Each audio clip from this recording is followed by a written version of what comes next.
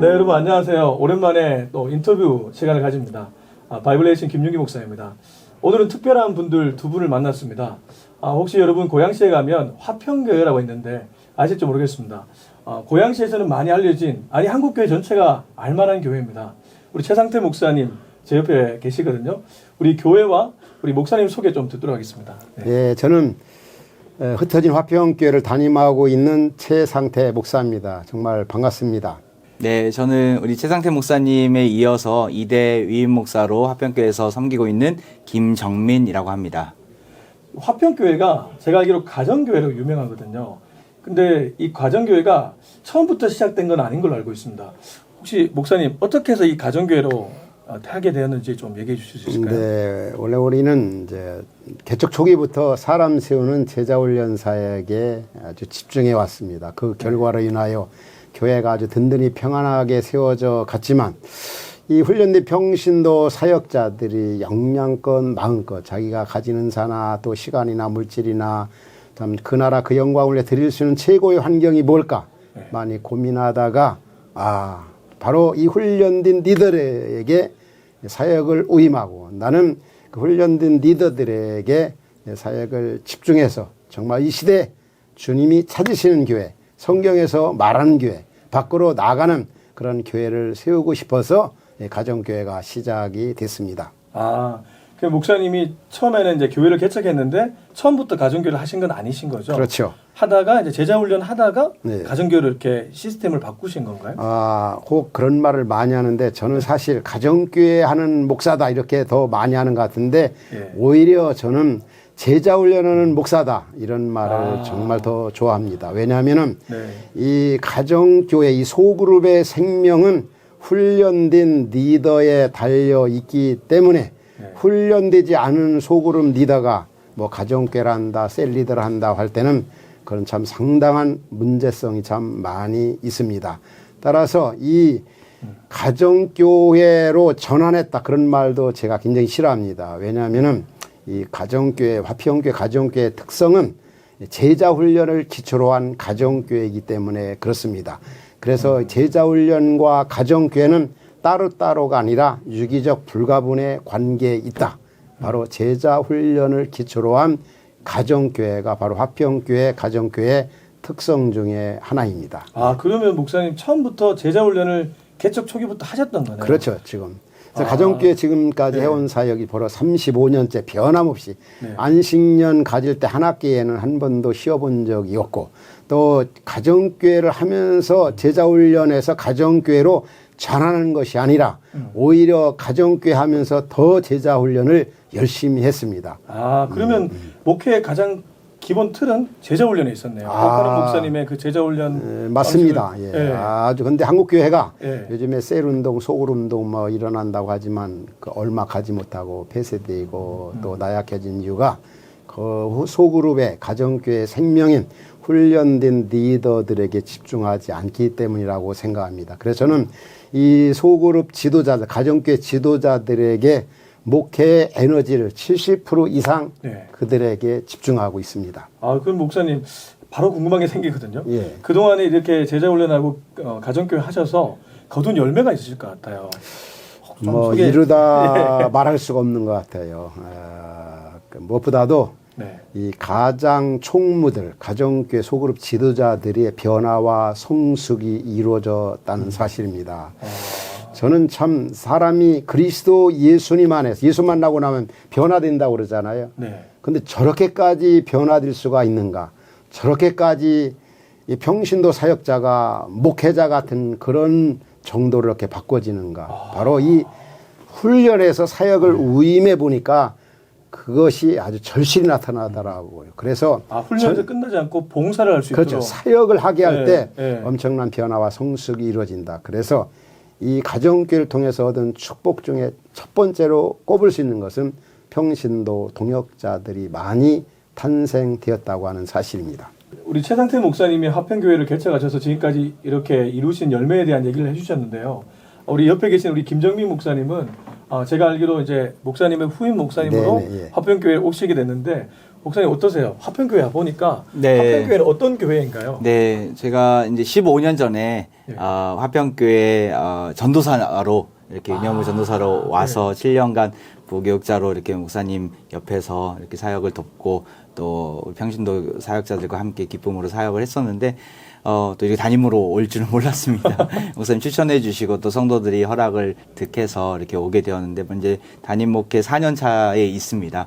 네, 화평교회 하면 정말 이 시대 속에서 너무나 귀하게 하나님 앞에 쓰임 받고 있고 네, 네. 또 성도들이 행복하게 신앙생활하고 또한 우리 목사님이 보여주신 이렇게 제자훈련과 가정교회를 두 기동 삼아서 더 선교적인 제가 선교사 또 출신입니다. 화평교회에서 선교사 출신이시군요. 네. 화평교회에서 또 GMS 파송으로 인도네시아에서 3년간 사역을 했었는데 이렇게 선교사를 담임 목사로 세울 정도로 아주 선교적인 교회로서 선교적 교회네요. 네. 그 사역을 좀 확장시켜 나가고 있고요. 또 무엇보다도 목사님께서 네. 담임 목회를 하시다가 이제 개척의 자리로 나아간 케이스는 한국교회 유일무이합니다. 그래서 참 이렇게 흩어지는 교회로서의 아름다운 모습을 보여주고 있는 화평교회 너무나 이렇게 자랑스럽고 너무나 기쁨으로 사역을 하고 있습니다. 그래서 저는 목사님 제가 이제 두 분께 공통적으로 좀 궁금한 게 있거든요. 저는 이제 교회 개척을 근래에 했습니다. 야. 제가 개척한 지 1년이 됐거든요.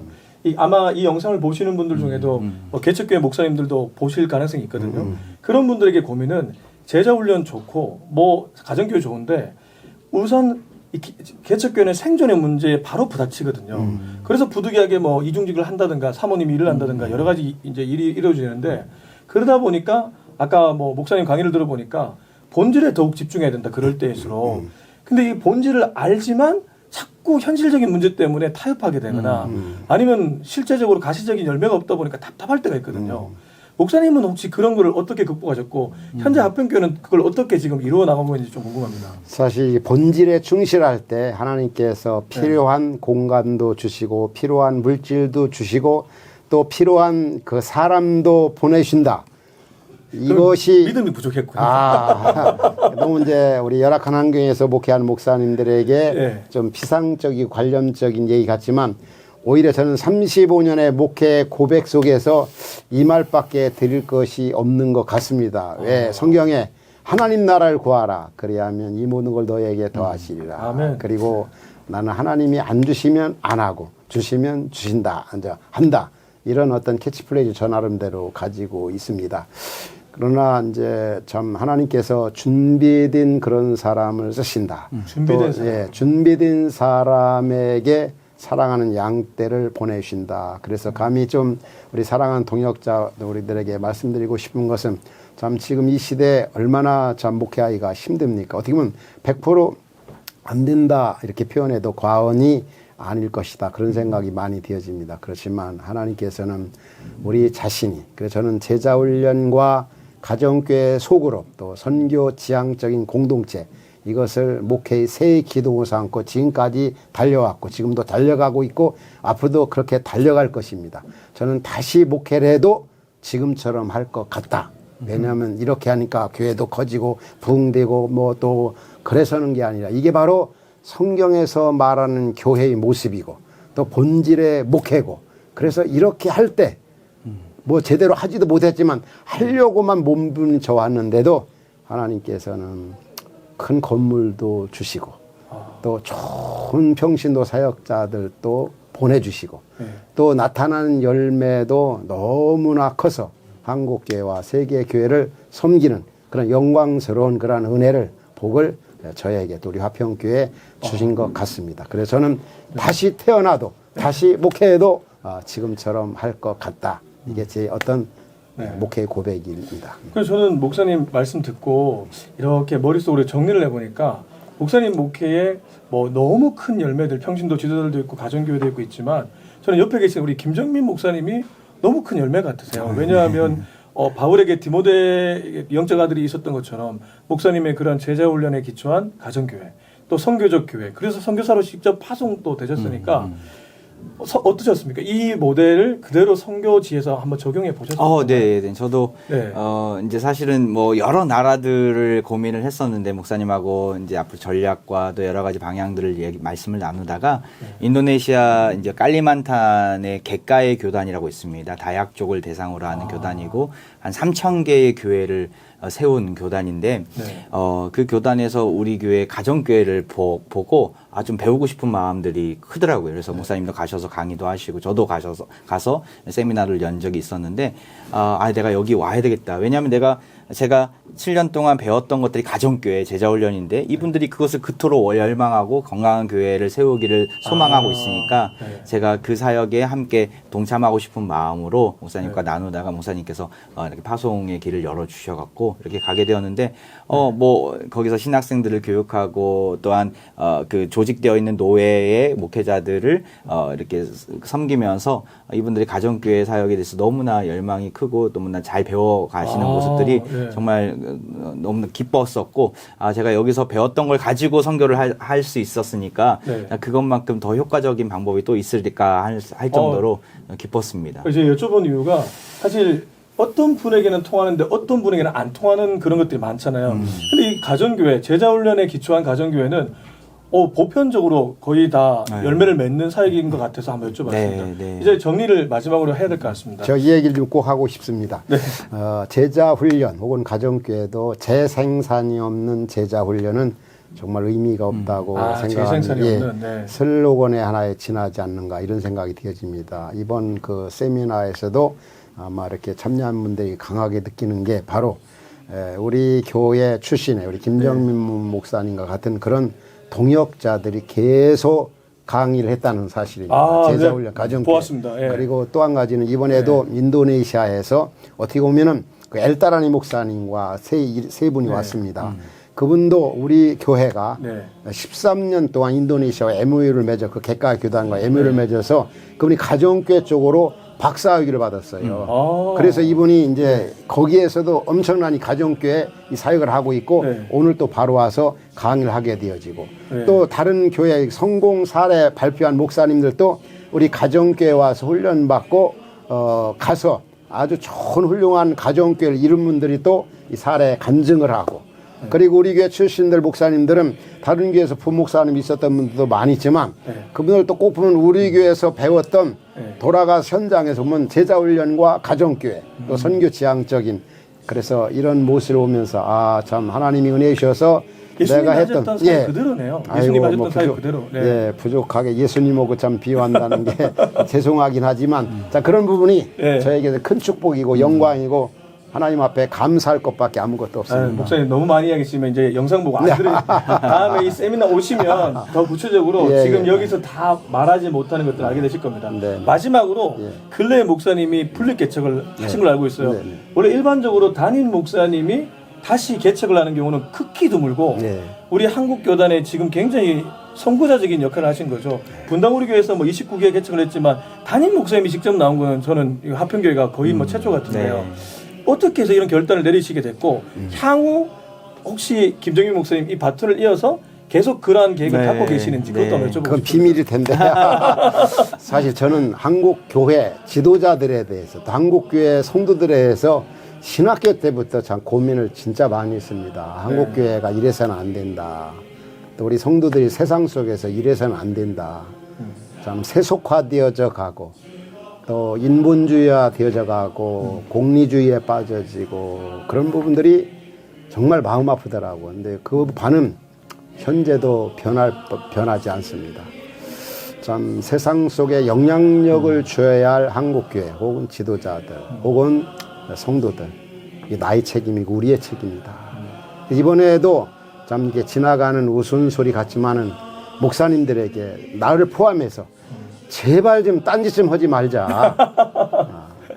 우리 주님이 하셨던 사역, 또 주님을 가장 많이 닮았던 바울 같은 그런 목회자, 그런 선교사, 좀 흉내라도 좀 내보자. 그래서 제가 사실 앞서 말씀드린 것처럼 저도 이제 개척을 했잖아요. 기성교회 가서 담임 목사로 나가는 거하고 개척해가지고 이렇게 나가서 이렇게 분리 개척한다는 거 진짜 이렇게 저도 인간입니다. 저도 명예 좋고 돈 좋고 예. 누리는 거 좋고 그렇지만 하나님께서 오래전부터 저에게 내가 나가라 내가 나가라. 제가 9번째 나갔거든요. 그 나간 이유는 그래서 제가 나갈 때 저 나갈 테니까 주님 저 책임져 주셔야 돼요. 아멘. 그런데 또 하나 교회를 세우려고 제가 분리개척 온 게 아닙니다. 또 큰 교회 하려고 분리개척 온 것이 아니라 예. 정말 작더라도 세상 속에 영향력을 주는 교회, 밖으로 나아가는 교회. 그래서 저는 이런 교회가 좋은 교회라고 생각합니다. 요즘에 얼마나 한국 교회가 세상 속에 욕을 많이 먹고 있습니까? 그래서 믿지 않는 사람들이 다른 교회는 혹 없어져도 저 교회만큼은 우리를 위해서 필요한 교회다. 저는 이런 교회 만들고 싶어서 너무 의도성, 감동입니다, 예, 목사님. 의도성 네. 가지고 제가 밖으로 나간 겁니다. 분리개척하게 된 겁니다. 근데 이 3년의 4년의 세월을 돌아보면은 하나님 저 책임져 주셔야 돼요. 저 나가면. 근데 코로나를 바로 맞이했지 않습니까? 저는 2, 3주면 끝날 줄 알았어요. 근데 3년이잖아요. 근데 이 3년 속에서도 할 일을 다 한 겁니다. 이런 가정교회 세미나라든지 제자훈련이라든지 공동회의라든지 또 하이브리드로 뭐 한국교회와 세계교회를 섬기는 일을 다 했습니다. 또 제가 꿈꾸었던 거 안 이루어진 것이 하나도 없습니다. 그래서 저는 결론이 그겁니다. 참 이런 교회 세우고 싶어서 이렇게 나갔는데 4년을 돌아오면 주님 앞에 할 말이 없습니다. 그냥 감사하다는 말밖에 없습니다. 이게 결론입니다. 네, 뭐 목사님 비밀이라고 말씀. 네, 뭐 하나님께서 뭐 길을 열어주시면 저도 얼마든지 또 하여튼 오늘 하루 주신 사명 잘 감당하는 것이 저희의 큰 숙제고 또 목사님의 대의를 이어서 교회를 세워간다는 게 정말 만만치는 않거든요. 근데 하나님 은혜로 지금까지 잘 왔습니다. 저의 대답은 그렇습니다. 내일 일은 남 몰라요입니다. 네, 이상입니다. 네, 여러분, 우리 화평교회 원로가 아니시죠? 예, 그런 거 다 내려놨습니다. 다 내려놓고 예. 다시 개척하신 흩어진 화평교회 최상태 목사님 그리고 후임으로 화평교회 담임하고 계신 우리 김정민 목사님 만나봤습니다. 여러분 좋은 교회 많이 있습니다. 찾아보면 아마 우리가 말하지 않아도 여러분들이 더 잘 알고 계신 건강한 교회 많을 겁니다. 그러나 예수님이 정말 기뻐하는 교회 어떤 의미에서는 보기 드물지도 모르겠습니다. 제자 훈련을 하고 정말 예수님을 닮기 위해 애쓰고 가정교회를 지향하고 초대교회 그 모델인 그리고 마지막으로 예수님의 선교적 모델을 따라가려고 애쓴 그런 공동체는 바로 여기가 아닐까 생각합니다.